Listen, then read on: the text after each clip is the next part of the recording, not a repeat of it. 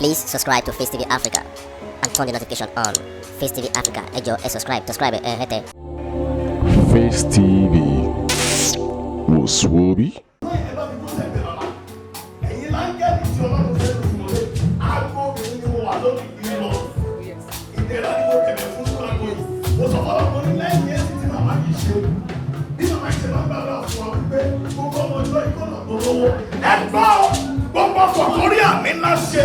Ariwo àmì rẹ̀ ni mo fẹ́ gbọ́ lókè látòní lọ òní tọrọ jẹ́. Ẹ̀jẹ̀ fún mi láyè, alẹ́ kò tẹ́wọ́, ẹ̀yin màmá yẹn bàbá mi gbà bá fún. Ọmọ tí ò jẹ́ ìgbẹ́gbẹ́ ọ̀bára. Ẹ̀jẹ̀ wọn méjèèjì, gbogbo ẹ̀dẹ́ ènìyàn tó lè bá bàbá dúpẹ́ pẹ̀lú 1,000 naira. Ẹ bá mi fàyè yìí sílẹ̀ yẹn bàbá.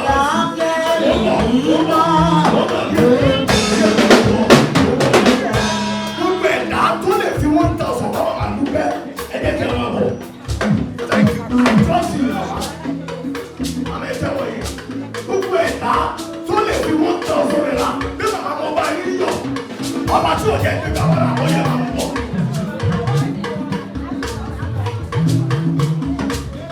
Gbogbo ènìyàn ẹ máa bọ̀ ẹ máa bọ̀ ẹ máa bọ̀ ẹ máa bọ̀ àwọn ẹ̀tẹ̀wọ̀ yẹn ẹ̀tẹ̀wọ̀ yẹn. Ọ̀yà gbogbo ènìyàn máa bá wọn dúpẹ́. Wọ́n lọ́gbọ̀n tó wá dúpẹ́ wọn kí wọ́n lọ́ọ́ lè fi òtún. Oyè ló máa lọ bí ẹ̀jẹ̀.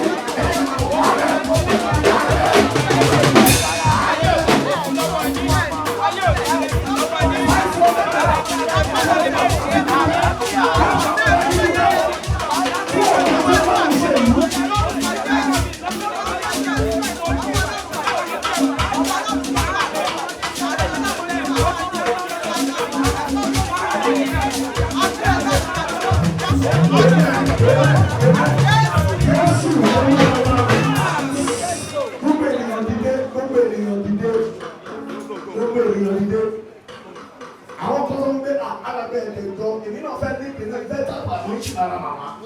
Ọlọ́run bá fẹ́ lórí ọ̀fẹ́ 200 naira. 200 naira ẹ̀jẹ̀ gbogbo èèyàn dìde. Ìgbàgbọ́ ìdúró.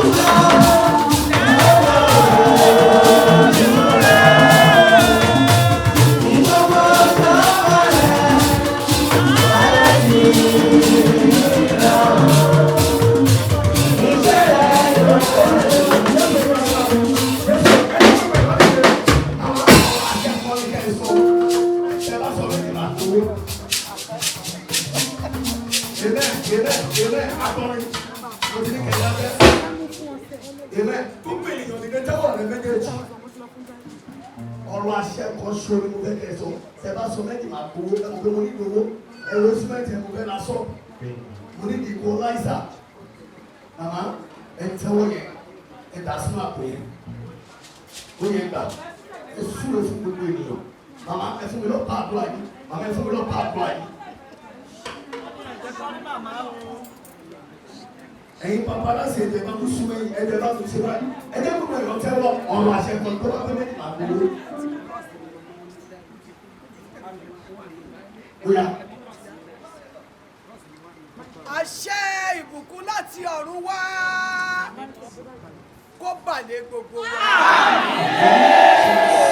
Jésù Olúwa wa. Ẹ̀wọ́n ní ọmọ ní màmá ẹ̀wọ́n náà kì í ṣe wòlíì àbí abẹ́tẹ̀lẹ́ máa ń sọ ẹ̀lẹ́ kì í ṣe wòlíì àbí ẹ̀lẹ́ kì í ṣe wòlíì ẹ̀fún mi 5,000 naira. Ẹ̀fún mi ẹjọ́ mi kọ́ ọ̀rọ̀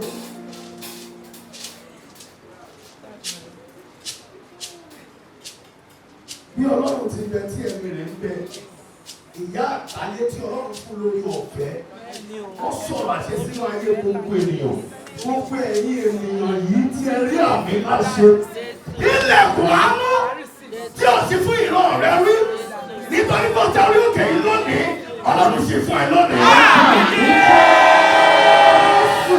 kò sọ̀rọ̀ wàásù púpọ̀ lé ohun tẹ́ fẹ́ mú dání màmá ẹ mọ̀ pé mo sọ fún yín gbogbo ìgbà ẹ̀kọ́ bíbélì kan ṣo tí wọ́n kà verse 12 yẹn nígbà tí Ọlọ́run bá mú mi lọ sínú Psalm 39 verse 4 ta ló bá mi rí olùwẹ́ kí gbogbo àwọn dání bàbá ẹ máa bọ̀ ẹ kó sọ wípé special prayer yìí lẹ́ni ẹ máa ṣe kébì kọ́ sọ̀rọ̀ àṣẹ kékeré kí ni pé. Olúwa jẹ́ kí èmi kí ó mọ òpin mi.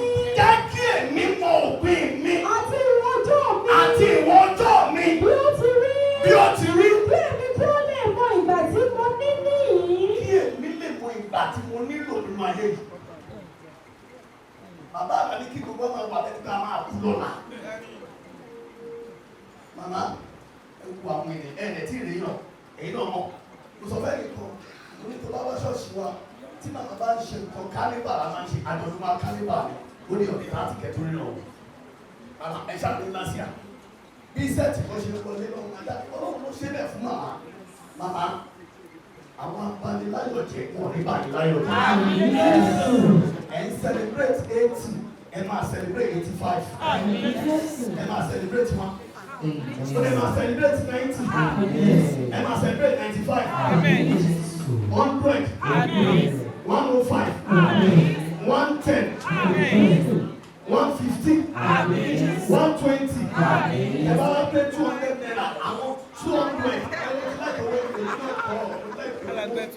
Mama, bẹ́ẹ̀ bá wá pé 200 àwọn àjẹ́ tó wà nílé bàbá ìfẹ́ máa dé àti tìyẹlẹ́wà àwọn wà lè wà lórí ilé ara ni wọ́n ti fi fún Ọlọ́run ilé ọ̀run ìrójáde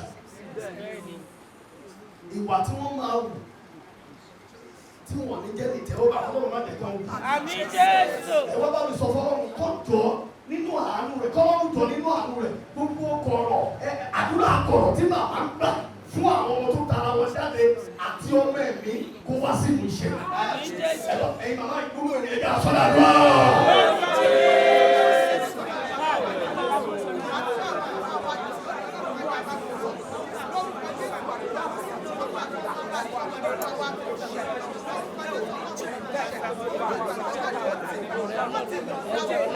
Please subscribe to Facetv Africa and turn the notification on.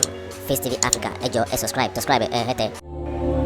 Face TV was Swoby.